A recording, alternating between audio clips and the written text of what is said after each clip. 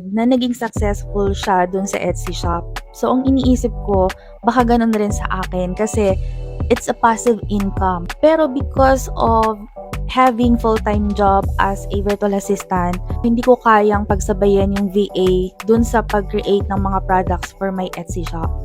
Although nakagawa ko ng few products dun sa Etsy, pero hindi ko siya itinuloy nung 2022. And then, nung 2023, naisip ko na naman na, okay, I would like to sell digital products.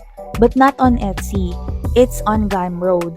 So, nakita ko tong Gumroad dun sa international content creator na sinusundan ko or pina-follow ko din sa TikTok. And then, nakita ko na he's earning a lot from selling on Gumroad. So, I decided na, okay, it's time to create a Gumroad. Kaya noong June 25, 2023, gumawa ko ng Gumroad ko. And then, I sold digital products from there. And then, nagkaroon naman ako ng mga sales. That was during the first 2 quarters of the year. And then, again, it stopped. Then, during the 3rd quarter of 2023, I decided to revive my Etsy shop. Pero bago ko yan ni-revive, nagkaroon muna ako ng maraming niche before I finally decided to reopen my Etsy shop. So, yung pinakaunang niche ko is nagbebenta ako ng mga product labels. Pero, parang hindi siya okay nung time na yon. So, nag-shift ako into another niche which is about party invitations naman.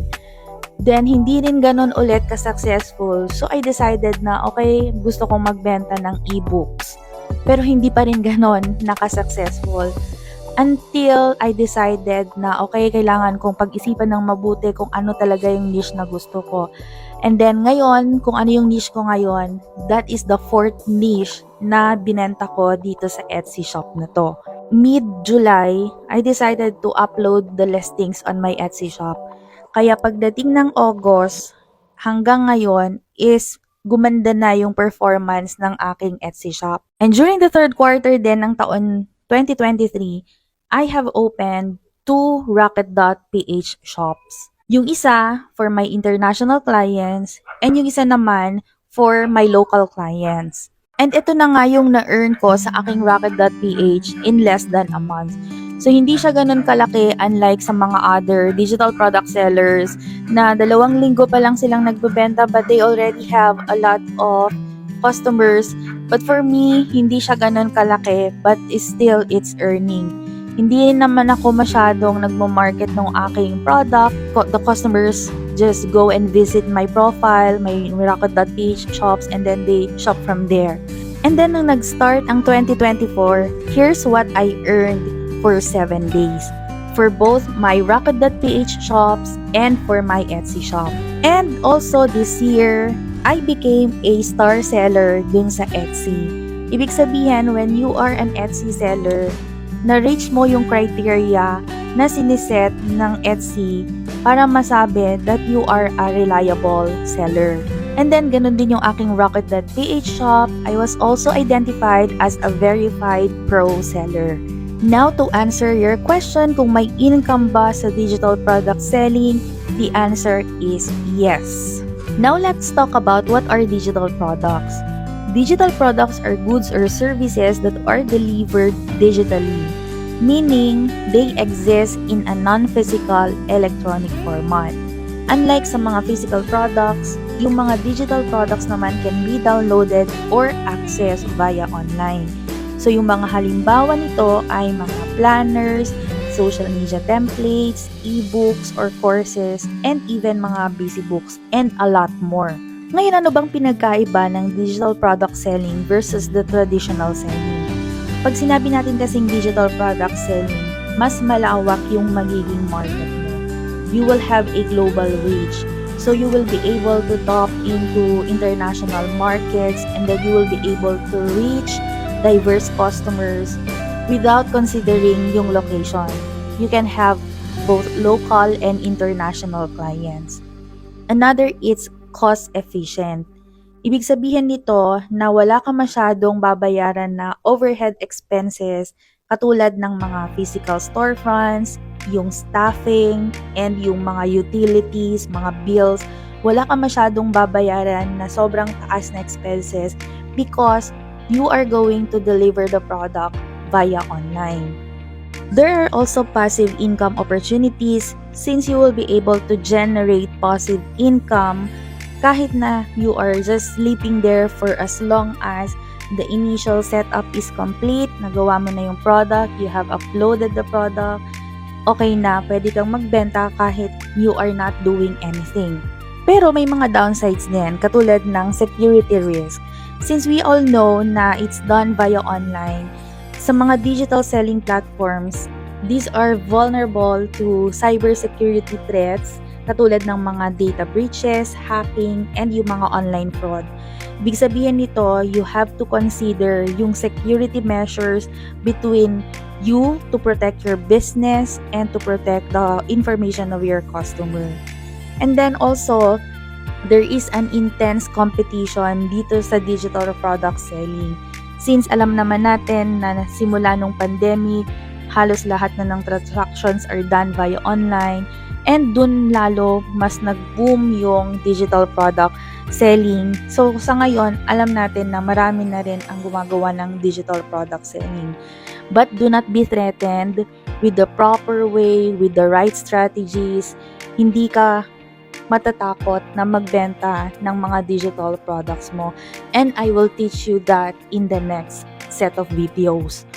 Ngayon, yung benefits naman ng traditional selling, of course, for tangible experience. Yung sa traditional selling methods naman, you are able to provide hands-on experience with your customer. You can physically examine and interact with your products, and then you can have a deeper connection with your customers, and then you can build rapport with your customers para mas malaki yung maging trust nila dun sa product mo. And of course, meron ding downside. It's really time consuming. You will be spending a lot of time in processing the order since you have to do it manually, pati sa packaging, pati sa shipping, lahat doon, sobrang dami ng gagawin.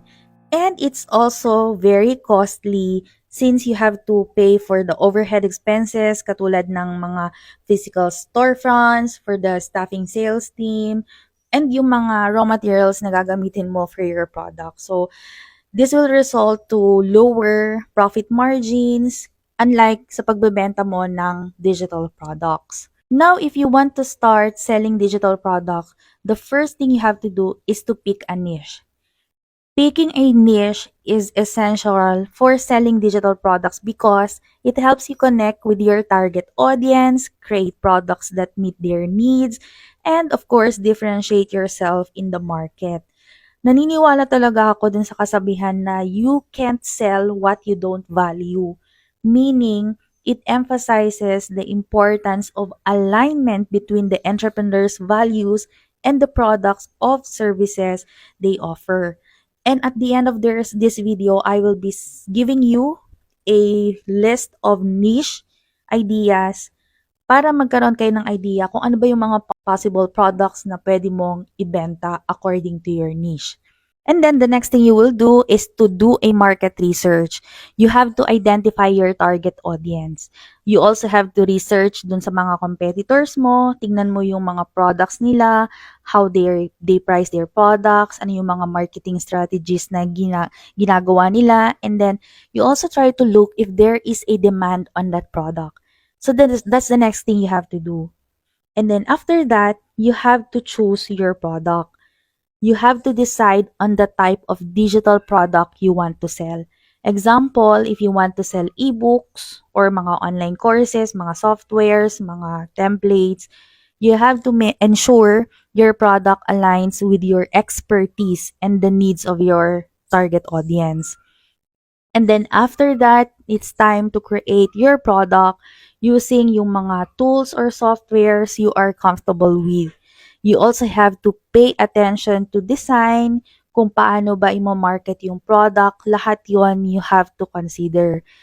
And sometimes may mga pagkakataon na you have to test your product to ensure na okay, there is a demand on this product.